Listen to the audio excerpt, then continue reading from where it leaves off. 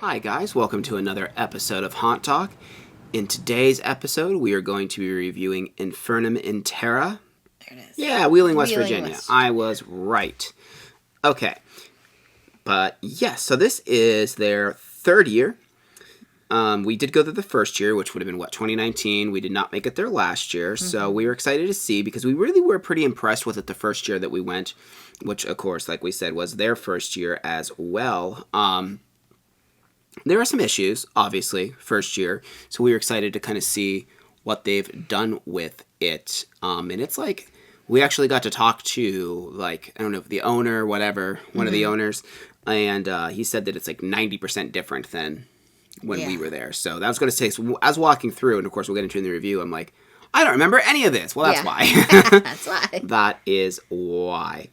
Now, this is not very far from another really popular house called Wells Township, which is in Brilliant, Ohio, but, like, West Virginia it's, like, right across the river, basically. Yeah, you can, like, where see this it is. practically, yeah. So it's a good thing. It should be pretty close to Moundsville, I would assume, as well. I didn't map it, but it has to be pretty close to that as well. Yeah. So these are all a bunch of, like, there's a lot of really good haunts in a real close area. Now, we won't have a review for Moundsville up, but there will be a review for Wells Township, which, like I said, is about 30 minutes, and Darkview, which is also fairly close. You could easily hit them all up in one night, because that's what we did. You just might have to get fast passes, though.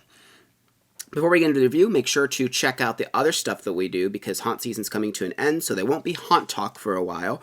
But we do a podcast called Creeps, Creatures, and Haunts. Oh, my. Where we talk about real haunts. Sometimes we interview people from, like Halloween attractions. We talk about cryptids, UFOs, all of that kind of stuff. So if you're interested in that, the link for the actual podcast itself is in the description. And we also have video for them, just like we're sitting here now in this studio, that we upload in tandem with the podcast if you'd rather watch our faces instead of just listening to our mouth holes speak at you. Sometimes we do stuff with food as well. We also have haunted adventures where we go and investigate real haunted places. That's something that we do, so if you're into that kind of stuff, we do that as well. But that being said, we'll get into the review, which means it is time to refer to the Book of the Dead! Book of the Dead! Book of the Dead! Book of the Dead! All right, so we always start off with sets and props. Yeah, the guy who owns this, he makes a lot of the stuff that's in this house, and he does a pretty awesome job. There was, like, quite a few really, really neat things. There's a lot of really neat stuff in this haunt, Yeah. Some standout things was the first room you go into. We didn't really expect. We weren't sure what was gonna happen because you kind of walk in and there's like this wall behind you, and there's this guy with a mask on, and he just starts pacing, and nothing was happening. We were almost like, maybe he forgot his lines or something. We're not sure what's going on. And then all of a sudden there's like this loud noise and a door behind us opened. Yeah. And that was really cool because I didn't expect there to be a door there. Well, yeah, because mind you, the guy that was pacing had a door beside him. Yeah, he had a door by him, and I thought we were waiting to go into that. And it was like... Behind us just like a wall with like painting on it. And yeah. It like just kind of like opened up into a door and it startled us. Yeah. Yeah. So that was really awesome. This place was very themed for, well, it was supposed to be a demon's birthday. And she actually was at the bottom of the steps. You go up these big steps to get into the building. She was at the bottom of the steps, and she basically gives you like a little spiel of what's going on. She's 1,001 years old, and that today was her birthday. And the thing she wanted to do the most was to torture humans. So she made a haunted house and put a bunch of demons in it, and that's what she's doing. So you basically go into the house, and that's what you're going to encounter is a bunch of demons and monsters and things like that, celebrating her birthday, so to speak. Yeah. There's a lot of varied themes throughout the haunted house. Like, it didn't really stick to one particular thing. Like, one of the first things you come to is a confessional scene, which was fun that this had some interactive scenes where basically one person is made to go into the confession booth while the other people stand outside and listen to the confession, and then both people at the end get a scare, which was very effective. It got both of us. There was, there was like a bathroom scene where you watch like some person get the worst wet willy, or not the wet willy, the worst, what do you call that one? Swirly? Swirly, the worst swirly of their life. And you get sprayed with a little bit of water. There's a lot of like tricky stuff, like there was like straight up a door that looks like you have to open it, and the way they had the wall was so convincing. It looked like it just led to a black hallway, and our friend was leading, and she just right into this wall. Right into the wall she went, which was funny. Which I was actually confused at first. I'm like, what did she run into? And I'm like, oh, that's just a wall. That's not the actual door. There was a person at a desk on the ceiling. Like, basically you walked in and animatronic. It was like a, it was an animatronic, but it was supposed to be like an office setting, but everything was on the ceiling. Like, it was upside down. And that was kind of neat. And they were just kind of rocking back and forth, and they were in this desk above you, which was really neat. There was some really cool room with a bunch of scarecrows where you actually did have to kind of like interact with because he was like making scarecrows. Yeah. One of the coolest laser swamps I've seen, because there's like a laser swamp that leads up into a cabin. Yeah. And there's like all kinds of stuff in the cabin, and one of the things actually in the cabin, you're like going through a thing, like through a closet, and there's like all these bras hanging, and then there's like heads that come from the ceiling to scare the crap out of you. That was funny. That was really cool. There's a satanic church. Yeah, that was cool. Yeah, which it's kind of funny. I don't know if you put this in sets and props or not, but there's what seems to be a really cool devil animatronic that may or may not be an animatronic. Yeah. I guess it's a set and prop. Yeah, because it's supposed to look like one. Yeah.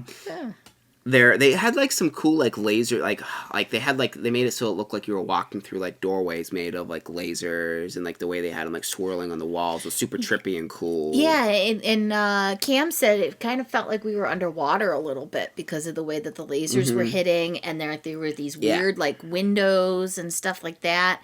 It was very disorientating. It was a very effective room. Yeah. In the basement of this place, they had a really cool maze that was down there that we did get kind of lost in for a while. Because the actors really kind of control when you get to leave, to be honest. But yeah, I found that to be fun. And then there's not as much in the basement because it's not as big, but there was like a funeral scene. So there's like a casket you have to kind of like look inside of and things like that. Yeah, overall, we were pretty happy with the sets and props.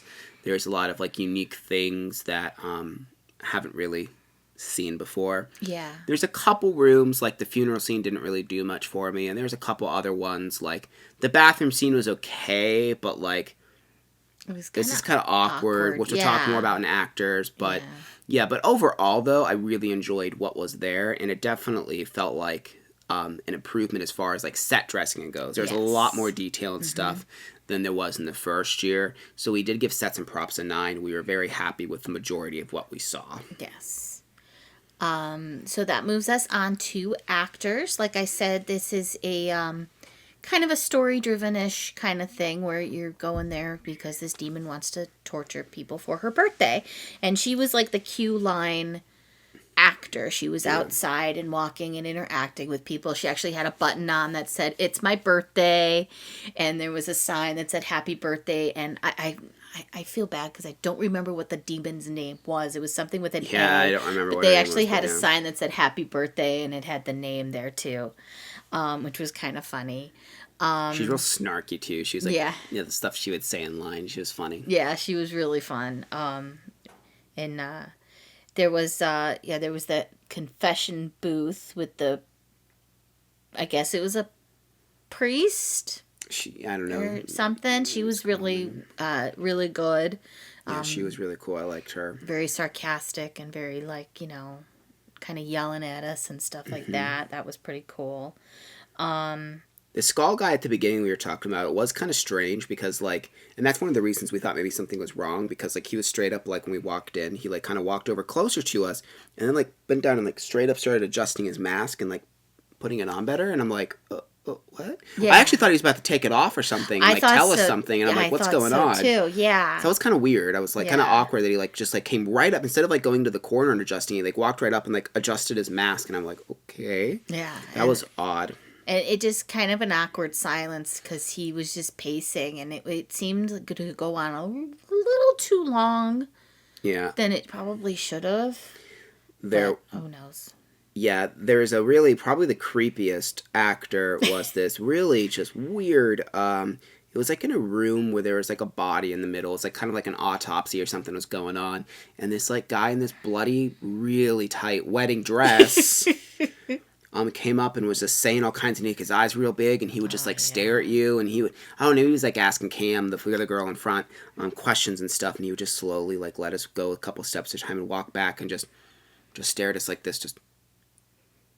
It was really unnerving and creepy. He was really good. Ugh. He also was wearing a skin cape. Oh yeah, he had a skin cape. I forgot about his skin cape. Yeah. He had a wedding dress and a skin cape on. At first, I didn't realize he had a wedding dress on because it was so tight. It's very tight. I thought he just had like a white, like a butcher apron on or something like that. But then I noticed that it was actually lace, and I'm just like, I don't know who decided that was the costume, wedding dress with skin cape, but good for you. Yeah. Just add a tiara on there.